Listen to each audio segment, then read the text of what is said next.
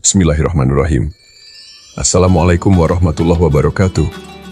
Dalam debu padang pasir yang gersang dan di bawah panas mentari Jazirah Arab, tercatat sebuah peristiwa yang mengguncang Madinah dan mengguncang jiwa kaum muslimin.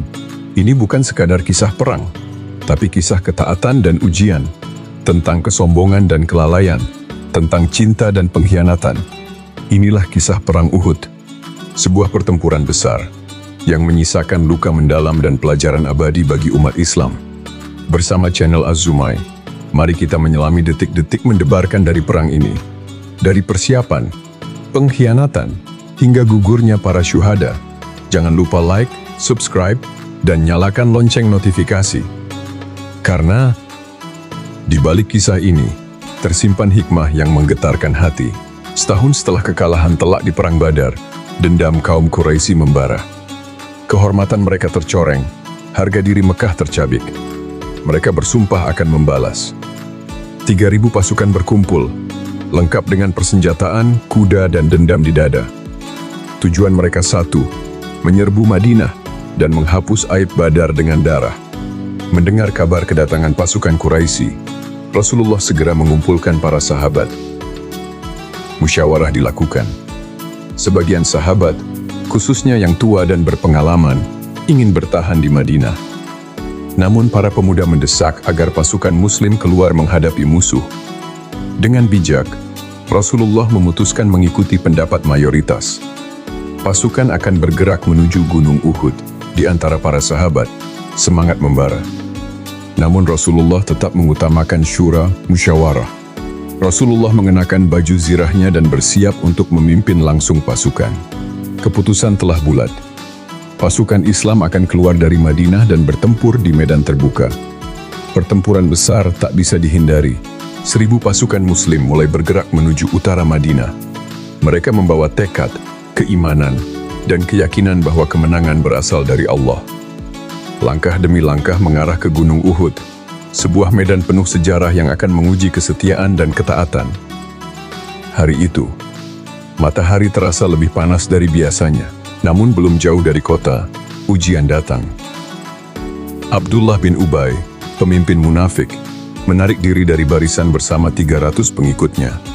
Sisa pasukan tinggal 700. Mental para sahabat diuji.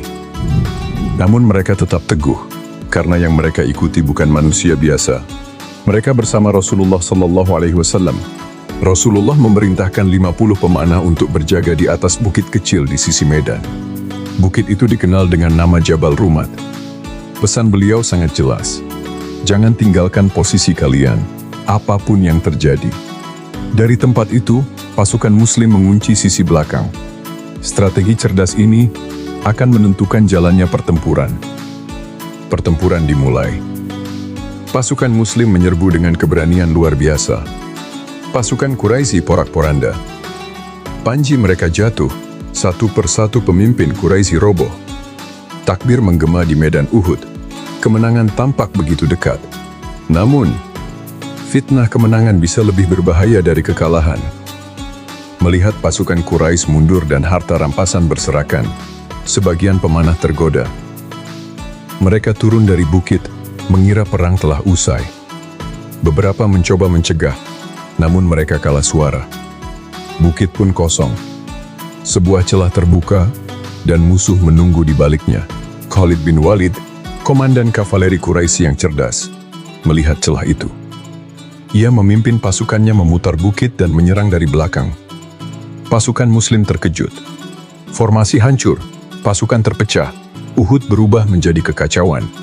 Darah tumpah di mana-mana, suara takbir bercampur dengan jeritan luka. Dalam kekacauan itu, Rasulullah pun terluka. Wajah beliau berdarah, gigi beliau patah, tubuh beliau ditimpa batu. Musuh menyerbu dari segala arah.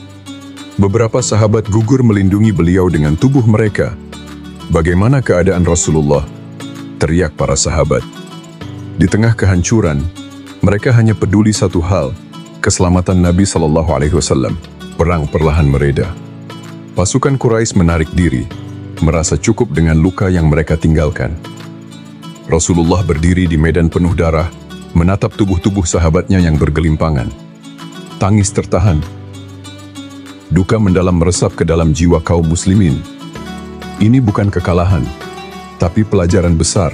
Di antara yang gugur adalah Hamzah bin Abdul Muthalib, paman sekaligus saudara seiman tercinta.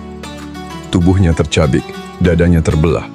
Namun di balik luka itu, terpancar kemuliaan. Hamzah gugur sebagai syuhada, sehingga Allah telah kembali ke pangkuan Tuhannya. Perang Uhud bukan tentang menang atau kalah, tapi tentang ketaatan dan ujian keimanan. Kemenangan yang nyaris diraih berubah menjadi luka, karena sebagian pasukan lengah, tergoda dunia, dan melupakan perintah Rasulullah. Allah ingin mengajarkan bahwa kemenangan sejati bukan dari jumlah atau kekuatan, tapi dari ketaatan dan kesabaran. Di Uhud, umat Islam belajar bahwa Rasulullah adalah manusia, bahwa musuh tidak akan diam, dan bahwa ujian adalah bagian dari perjuangan. Luka di Uhud adalah peringatan, tapi juga peneguh, karena setelah luka itu, Islam bangkit lebih kuat, lebih bersatu, lebih memahami bahwa jalan menuju surga memang penuh duri, tapi selama diikuti dengan keimanan, duri itu akan berujung pada kemenangan abadi.